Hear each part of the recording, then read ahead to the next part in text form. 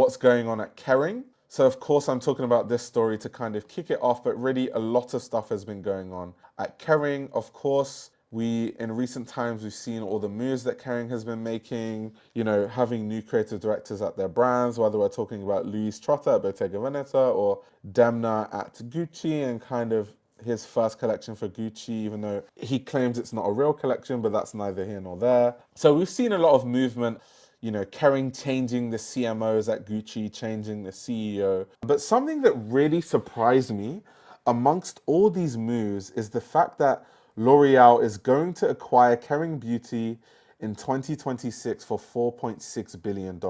Now, let me tell you why this is really significant. So I've been covering this before, but I know every single live stream, there's new people that don't have the context, so I'll explain it. So Kering didn't really focus on their beauty products a lot. And I always used to talk about, I don't know why they don't focus on it more. It's a massive cash cow. LVMH have vertically integrated their whole fragrance business. That's why they make so much money. Why doesn't Kering do it? Why doesn't Kering do it? And then we saw Kering buy Creed, which is one of those big hyped, niche brands that sells perfumes for really high prices. And Creed Aventus is one of those fragrances that took the fragrance world by storm. So they bought Creed and then they launched Kering Beauty, right? So Kering Beauty was supposed to be their answer to what I've always wondered, why don't they do it, right? So they launched their fragrances with Balenciaga. So Balenciaga launched a fragrance line under them.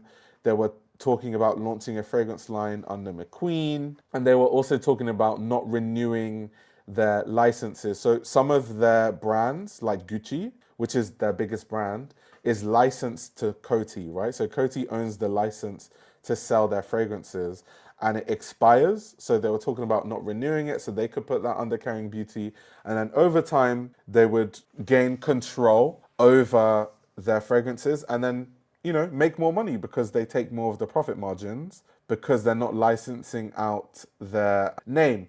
Now, this is a lot easier said than done because when it comes to building your own fragrance infrastructure, which is why almost no one does it, but I felt like Kering could do it because it's so big, like LVMH, you have to be like a multi-billion-dollar company before you start thinking about making your own huge fragrance lines and fragrance group within your company because the initial investment is so huge. It's insane. Investing in something like this is not a short-term thing. It should be seen as a 10-year plus thing before you start seeing the benefits.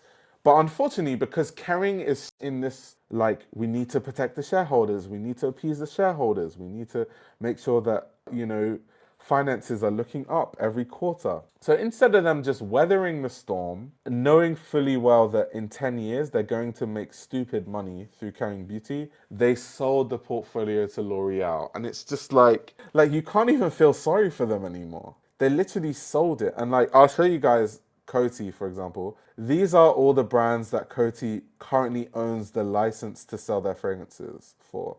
So obviously Gucci being the main one as far as Kering is concerned, but these are all the brands that they own the license to sell. It's quite a lot. Jil Sander, Davidoff, David Beckham, Chloe, Calvin Klein, Burberry, Adidas, Vera Wang, Tiffany & Co. They have a lot of brands. There's a lot of brands here. Gucci, Hugo Boss. So a lot. So L'Oreal acquiring Kering is very significant, not just for Kering, but also in the fragrance industry, right? Because as they've mentioned in this BOF article, the Coty license actually expires in 2028, and Coty is shook because I think they even said it in this article that the Gucci license is majority of their business. It accounts for such a high percentage of Coty's business that if they lose that contract, they're basically fucked. Let me see was it in this article or did I read it somewhere else? But anyway, I think, don't quote me on this, but I think I remember reading that the Gucci license is 30% of Coty's business. So when this expires, L'Oreal is obviously not renewing it because L'Oreal is a direct competitor to Coty. So they're going to be licking their lips waiting for this to expire and they're about to make bank owning that license, right?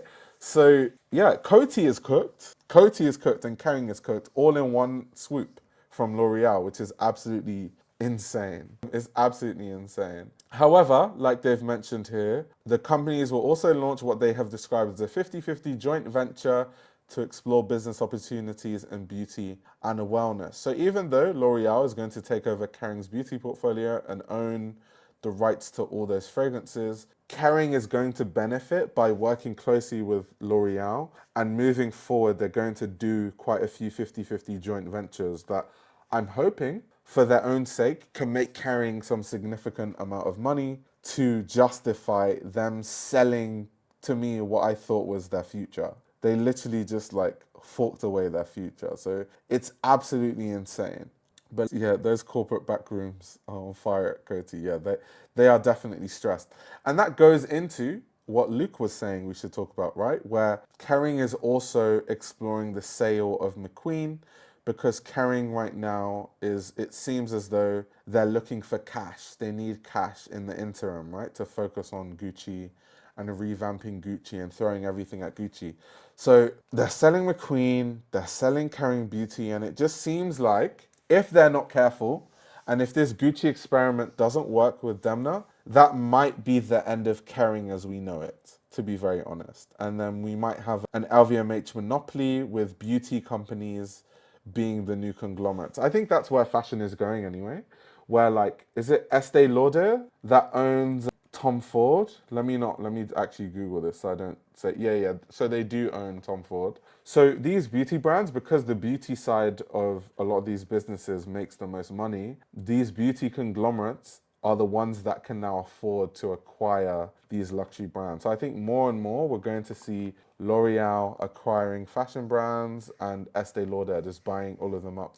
We already see this in fashion anyway. Puig is a good example. A lot of you might not be too familiar with a lot of these conglomerates and who they own, so I'll show you guys Puig. But Puig owns Jean Paul Gaultier, they own Dries Van Noten, they own Carolina Herrera, they own Rabanne, which also makes sense. Why? Because they are a fragrance company. It makes sense, well, a beauty company anyway, like cosmetics company. It makes sense why their fashion brands tend to have some of the strongest fragrance lines. The only issue, like you can see here, so they own Byredo, Carolina Herrera, Dries Van Noten, Charlotte Tilbury, Jean-Paul Gaultier, L'Artisan Parfumeur, Nina Ricci, Penhaligon's, Christian Louboutin. So the only issue I have with Puig is that Puig is really good at making fragrance lines that makes loads of money for these brands, but they're not good at the clothing side. They're not good at the fashion side of things. So if you look at their portfolio, Carolina Herrera, it's getting to the point where people don't really talk about the clothing of Carolina Herrera anymore. We just talk about the fragrances. Yes, they make a lot of money, but you know, what happens when Carolina Herrera ceases to be like a clothing brand?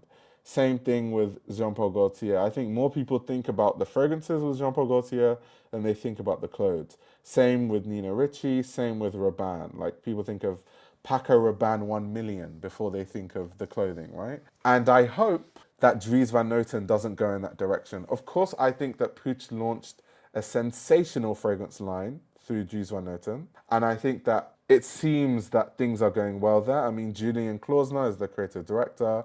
I think that he has been doing amazing things there, and I just hope that it stays the same. I would hate to see Dries Van Noten be a brand that the clothing just ceases to exist, and the clothing just becomes like a shell of itself. And then when you're like, do you know Dries Van Noten? They're like, yeah, that perfume brand. I wouldn't want that to happen to the brand, to be honest. So yeah, they couldn't care less about clothes. Yeah, facts. Facts. I think that's where fashion is going, unfortunately. I think that the beauty conglomerates are taking over the game. They're taking over fashion sooner than later. I think if this whole Gucci experiment doesn't work, the craziest thing that we'll see is probably the fact that LVMH will buy Gucci finally. I'm not sure how many of you are actually aware of like the fight that happened between Bernard Arnault and Francois Pinault, but that was like a whole story and a whole thing. For those of you that are on Patreon, watch, or channel memberships, watch the videos I made on the Kingdom of Dreams series, because we talk about that in those videos. But yeah, it's Bernard Arnault, knowing how petty he is, would love to swoop in and buy Gucci. He would love that. Does feel like we're getting dangerously close to that with the number of brands, 100%. PR is a staff function. The blame shouldn't land on PR then, but rather CEO and strategy. I think it's on all of them altogether, to be honest. If LVMH were to acquire McQueen, do you think it would be good for McQueen itself? I don't know. I think LVMH, if they acquired McQueen, depending on how this L'Oreal deal, because L'Oreal buying the Kering Beauty, the McQueen fragrances is part of Kering Beauty. So if LVMH buys McQueen, they're buying the fashion and not the beauty, but they would want the beauty because LVMH would make money with the beauty. So I don't think they would buy it. I don't think it makes sense for them to buy it, to be fair. So I don't even think they would. I'm trying to think, who would have a use for McQueen without the rights to the beauty? I don't know. It's not a good proposition. It's just not even a good deal. It just isn't a great deal, to be honest. So yeah, just wanted to touch on that quickly. The fact that L'Oreal acquired Kering Beauty, and I think this is a sign of the times and the financial situation that Kering is in, that they can't play long games anymore, and it shows a level of desperation that I don't think bodes well to the shareholders. I'm surprised there's still fragrance science to be done. That's funny. This YouTube channel runs on your support. If you want to support the channel, you can subscribe to my Patreon. You'll gain access to exclusive content that includes everything from my Patreon podcast, where I give a behind the scenes insight into the fashion industry, as well as a fashion book club where I review my favorite fashion books. You can also check out my fashion ebook, which highlights the best fashion journalists to follow, definitions of common fashion terminology, and how to determine what a good source of fashion information is. The links to everything are in the description below.